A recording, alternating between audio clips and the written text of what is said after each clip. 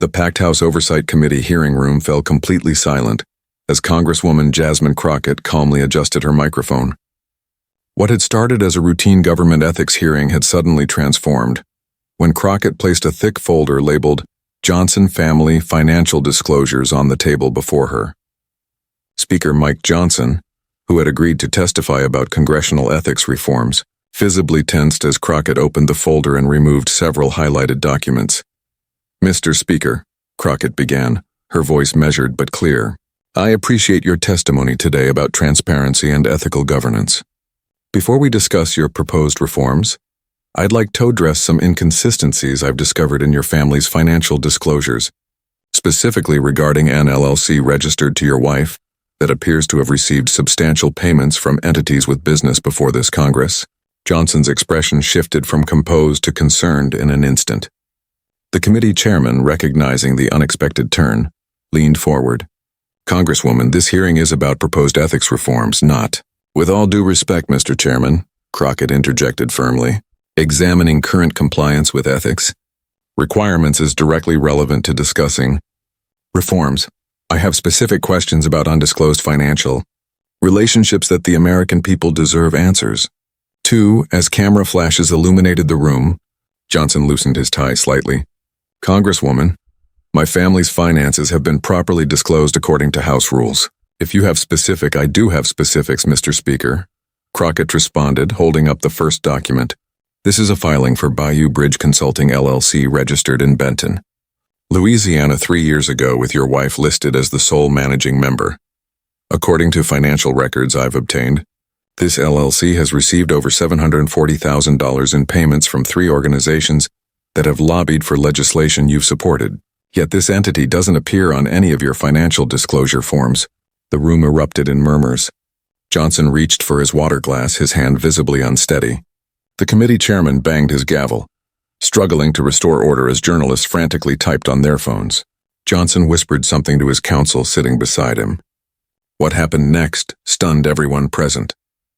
As Crockett prepared to continue with her questioning, showing a second document to the clerk for distribution, Speaker Johnson abruptly stood up. "Mr. Chairman, I need to consult with my counsel on these unexpected allegations. I request a recess." Without waiting for the chairman's response, Johnson quickly gathered his papers and, flanked by his staff, walked rapidly toward the exit door. Committee members from both parties watched in disbelief as the Speaker of the House, third in line for the presidency, effectively fled the hearing room rather than face Crockett's questioning about his wife's undisclosed business dealings. The image of Johnson's hasty exit would soon become one of the most shocking moments in recent congressional history. A powerful symbol of accountability that would fundamentally alter the balance of power in Washington overnight. Before we dive deeper into this extraordinary confrontation and its far-reaching aftermath, make sure to like this video and subscribe to our channel for more exclusive coverage of the political moments that mainstream media often misses or downplays. Hit that notification bell so you never miss our breaking analysis of Washington's most consequential power struggles. Speaker Mike Johnson wasn't simply any congressional leader facing ethics questions.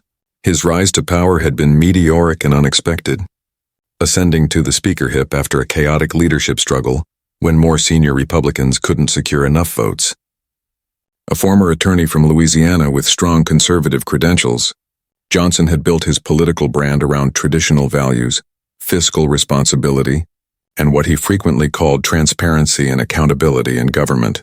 Throughout his tenure as Speaker, Johnson had positioned himself as a reformer, regularly appearing on news programs to criticize what he called the Washington swamp and promise a return to ethical governance. His signature legislative initiative, the Accountable America Act, included expanded financial disclosure requirements for federal officials, a fact that made questions about his own disclosures particularly problematic. Behind Johnson's public image as a reformer, however, were growing whispers in Washington circles about potential conflicts of interest. Several watchdog organizations had filed Freedom of Information Act requests regarding his family's business interests, and anonymous sources had begun providing tips to journalists about consulting work by Johnson's wife that allegedly wasn't appearing on official disclosures.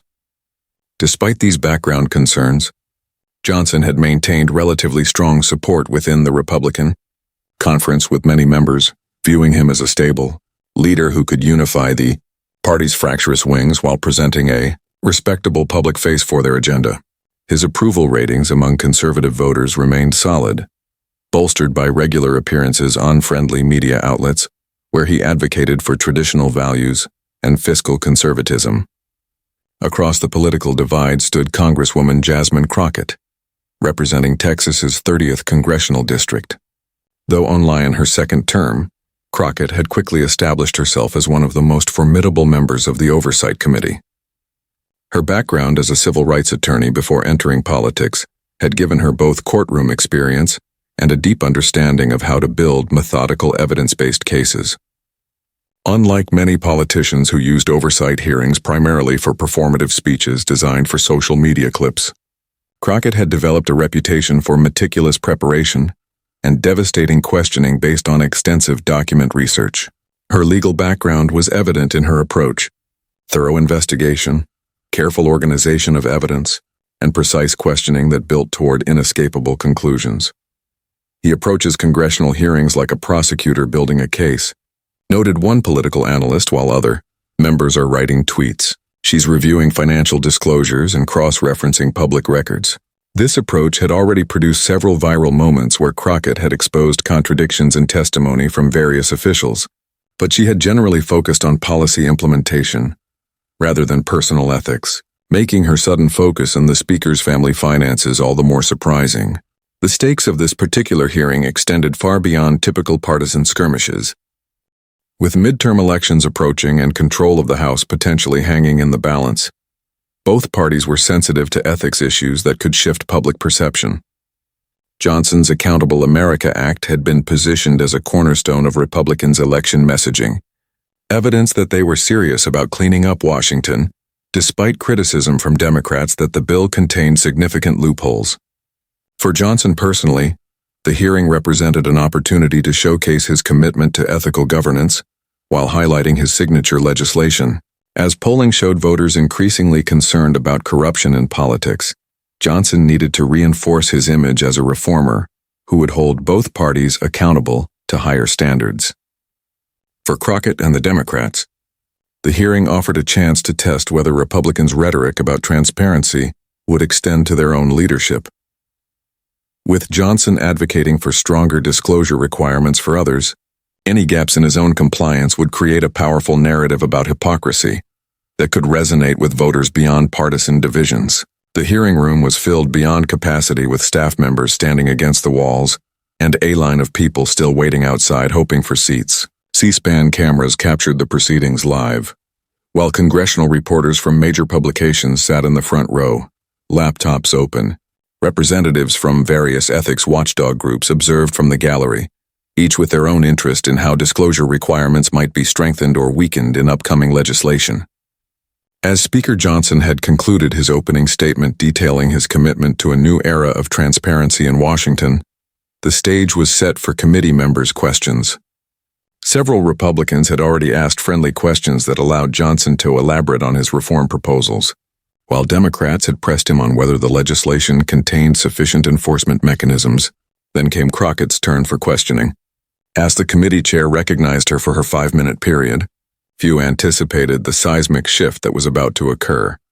Most expected standard Democratic critiques about loopholes in the Republican proposal or questions about implementation timelines. What they witnessed instead was a carefully orchestrated revelation that would rock Washington and fundamentally alter the trajectory of Johnson's speakership, all triggered by a Louisiana LLC that supposedly no one was ever meant to discover. Mr. Speaker, Crockett continued after Johnson's attempt to leave was blocked by the chairman's ruling that no recess would be granted during active questioning. These financial records indicate that Bayou Bridge Consulting LLC received 3 payments totaling $275,000 from Gulf States Energy Partners between January and June of last year. During this same period, you sponsored H.R. 4726, which included specific regulatory exemptions that would directly benefit this company's operations. Can you explain why this financial relationship wasn't disclosed? Johnson, visibly uncomfortable, returned to his seat. Congresswoman, I'm not familiar with the specific transactions you're referencing, My wife's professional work is separate from my legislative responsibilities, and we've always followed disclosure requirements as we understand them. Let me be more specific then, Crockett responded, holding up another document. This is a copy of the check dated March 15th for $125,000 from Gulf States Energy Partners to Bayou Bridge Consulting. 3 weeks later, you added an amendment to H.R. 4726 that exempted regional distribution networks in states with less than 5 million residents from certain environmental review requirements, a provision that directly benefited Gulf States' proposed pipeline project. The room fell completely silent as Crockett placed the document in front of her. Johnson's counsel whispered urgently in his ear, but the speaker's face had already flushed red. "I'm not involved in my wife's consulting clients," Johnson insisted, his voice slightly unsteady.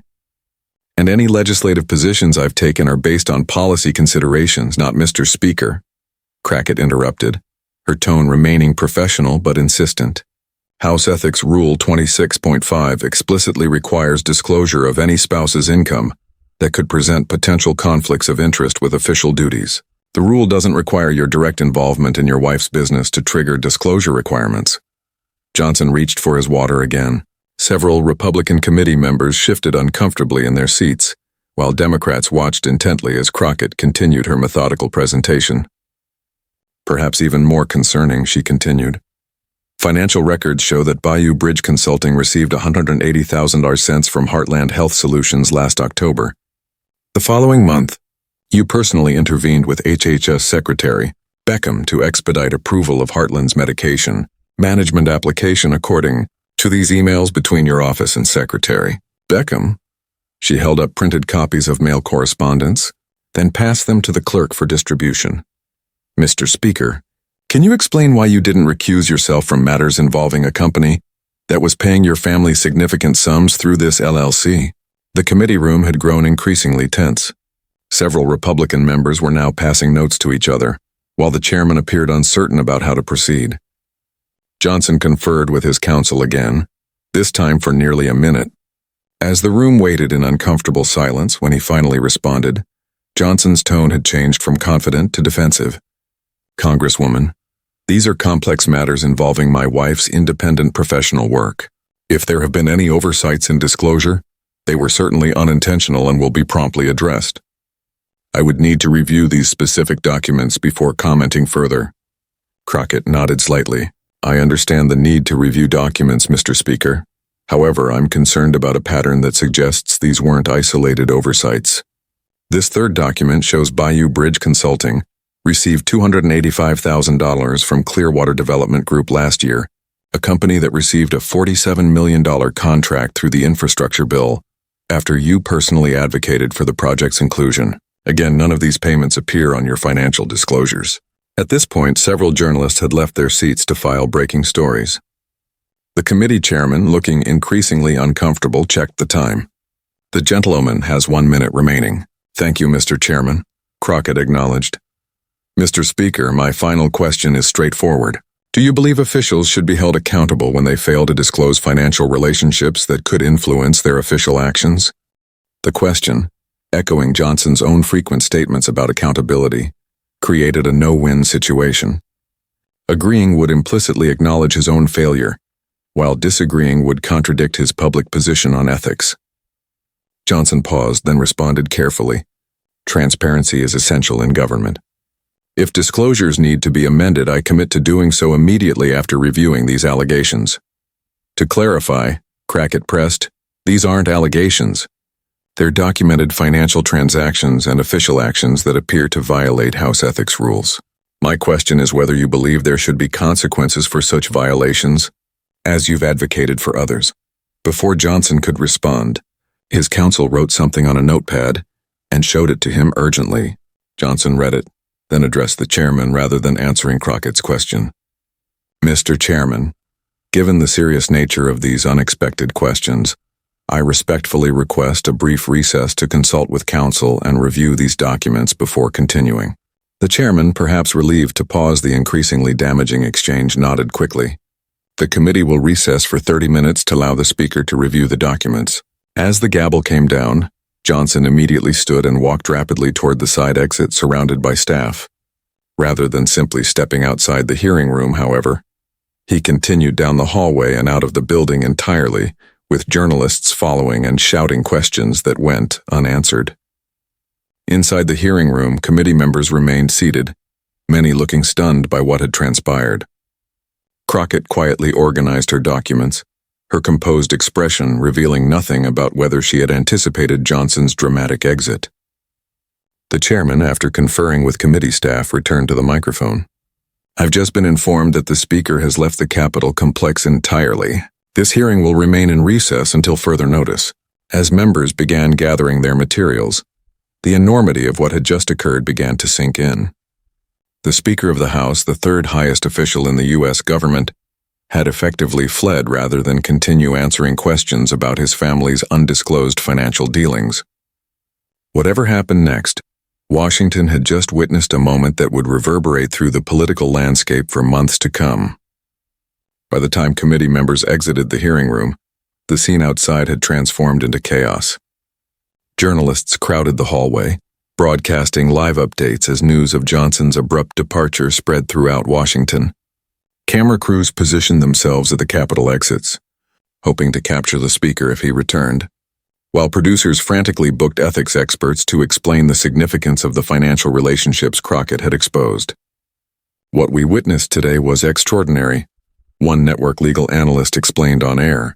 Congresswoman Crockett presented documented evidence of substantial payments to an LLC, controlled by the speaker's wife, from companies directly affected by his official actions. Payments that were never disclosed as required by House ethics rules. The speaker's decision to leave rather than address these questions speaks volumes. Inside the Capitol, Republican leadership was in crisis mode. Senior members huddled in the Majority Leader office trying to formulate a response strategy while frantically calling Johnson, whose phone apparently went straight to voicemail. Democrats, meanwhile, gathered in their conference room where Crockett was briefing leadership on the documents she had compiled and the additional evidence she had not yet presented publicly. "This isn't about partisan advantage," Crockett told her colleagues, according to someone present at the meeting. "This is about whether we have one set of rules for everyone or different standards depending on position and party. The evidence speaks for itself."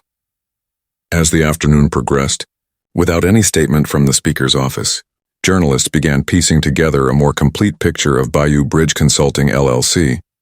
Business records showed it had been registered 3 years earlier, with minimal public footprint. No website, no physical office, and no employees besides Johnson's wife. Banking records obtained by investigators suggested the company had received over $200,000 in total payments from various entities with business before Congress, none of which had been included in Johnson's financial disclosures. At 4:30 p.m., nearly 4 hours after Johnson's departure, his office finally issued a brief statement. "Speaker Johnson takes ethics obligations seriously. Today's hearing raised questions about disclosure requirements that will be thoroughly reviewed. The Speaker will address these matters directly, after consulting with the House Ethics Committee about proper amendments to his financial disclosures." The statement's careful wording acknowledging the need for amendments without admitting wrongdoing did little to quell the growing storm. Ethics experts from across the political spectrum appeared on news programs throughout the evening, most concluding that the transactions Crockett had highlighted clearly should have been disclosed under House rules. "The rules aren't ambiguous on this point," explained a former House Ethics Committee counsel on a primetime news program. "Income received by a spouse from entities with business before Congress must be disclosed specifically because of the potential conflicts of interest. The fact that these payments were routed through an LLC doesn't change the disclosure requirement." By evening, the political fallout was spreading beyond ethics questions to broader concerns about Johnson's leadership. Several moderate Republicans in competitive districts issued statements expressing concern about the allegations and calling for full transparency. Conservative media outlets initially attempted to dismiss the issue as a Democratic attack, but as more details emerged about the specific transactions and their connection to Johnson's legislative actions, their defense became increasingly muted. The following morning, the Washington Post published a detailed investigation that had apparently been underway for months, revealing additional payments to Bayou Bridge Consulting from companies that had benefited from Johnson's official actions. The article included emails obtained through FOIA requests that showed Johnson's office coordinating directly with agencies on matters affecting these same companies, further undermining his claim of separation between his wife's business and his official responsibilities. As pressure mounted, Johnson remained out of public view, his office canceling his scheduled appearances and declining to provide information about his whereabouts. This absence created a leadership vacuum that escalated concerns within the Republican conference, with several members privately discussing contingency plans should Johnson's position become untenable. At noon, Congresswoman Crockett held a press conference that further altered the trajectory of the unfolding drama. Rather than attacking Johnson personally or calling for his resignation, as many expected, she focused entirely on the institutional issues at stake. "This isn't about Speaker Johnson as an individual," she stated, her tone measured and serious. "This is about whether our ethics rules are meaningfully enforced regardless of position or party. The evidence I presented yesterday raises serious questions about undisclosed financial relationships that appear to have influenced official actions. The American people deserve a complete accounting of these relationships and appropriate accountability under House rules." This approach, focusing on institutional integrity rather than partisan advantage, made it difficult for Republicans to dismiss the issue as politically motivated.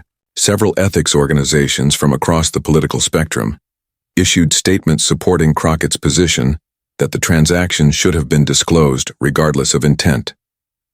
By mid-afternoon, with Johnson still absent and Republicans struggling to present a unified defense, the House Ethics Committee announced it would conduct an expedited review of the matter.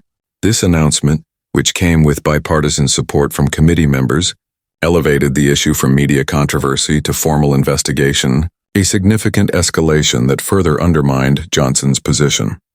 As evening approached with still no public appearance by the Speaker, Republican leadership faced a critical decision. Several senior members met privately to discuss whether to publicly defend Johnson, distance themselves from him, or begin considering succession plans. The resulting statement, issued jointly by the Majority Leader and Whip, was notably lukewarm. "We take ethics matters seriously and support a thorough and expeditious review. We expect Speaker Johnson to provide a complete explanation to members and the public promptly." The carefully worded statement, which neither defended Johnson nor called for his resignation, reflected the rapidly deteriorating political reality. What had begun as a seemingly routine oversight hearing had, through Crockett's methodical presentation of evidence, evolved into a full-blown leadership crisis that threatened not just Johnson's speakership, but potentially Republican control of the House itself, as Washington prepared for what promised to be an extraordinary next day. The contrast between Crockett's composed, evidence-based approach and Johnson's hasty retreat had already reshaped the narrative. The triumph wasn't that a Democrat had embarrassed a Republican leader. It was that carefully documented facts had prevailed over position and power, reminding everyone in Washington that accountability could still reach even those at the highest levels of government. The days following Crockett's revelation and Johnson's abrupt departure brought seismic shifts in Washington's political landscape. After 36 hours of absence from public view, Johnson finally appeared at a hastily arranged press conference in the Capitol, flanked by his wife and legal counsel, rather than Republican leadership. A telling indication of his increasingly isolated position. "I want to address the questions raised about financial disclosures relating to my wife's consulting business," Johnson began, his typically confident demeanor notably subdued. "After reviewing the House Ethics Guidelines with counsel, I acknowledge that certain financial relationships should have been disclosed more specifically on my forms. These oversights were unintentional, and I have directed my team to file amended disclosures immediately." Johnson went on to announce that his wife would dissolve Bayou Bridge Consulting LLC and cease all consulting work to avoid even the appearance of conflicts of interest. However, his explanation that the disclosure failures were mere oversight rather than intentional concealment satisfied few observers, particularly given the substantial amounts involved and their direct connection to his legislative actions. The press conference took a more damaging turn during questions when a reporter asked directly, "Mr. Speaker, why did you leave the hearing rather than answer Congresswoman Crockett's questions about these payments?" Johnson's hesitation before responding spoke volumes, and his eventual answer that he needed to consult with counsel before addressing complex matters contradicted his frequent public statements about transparency and accountability. Behind closed doors, Republican members were meeting in increasingly urgent sessions to assess their options. While publicly, most expressed support for Johnson's explanation about unintentional oversights. Privately, many expressed concern about the political damage already inflicted and likely to come, as one Republican congressman told his staff, when the speaker literally runs away from questioning, that image doesn't disappear with an apology. For Crockett, the aftermath brought increased national prominence but also a strategic challenge: how to ensure the focus remained on the institutional issues rather than partisan advantage. She maintained the same measured approach that had made her initial questioning so effective, declining numerous invitations for television appearances and instead issuing a single statement. The speaker's acknowledgement that he failed to disclose substantial financial relationships affecting his official actions is a first step toward accountability. However, the American people deserve a complete accounting of all such relationships and appropriate consequences under House rules. This isn't about politics. It's about maintaining the integrity of an institution that belongs to all Americans. This approach, substantive rather than triumphalist, further distinguished Crockett's handling of the issue from typical Washington scandals. By focusing consistently on the ethical principles at stake rather than political points scored, she made it difficult for Johnson's allies to dismiss the matter as partisan theater.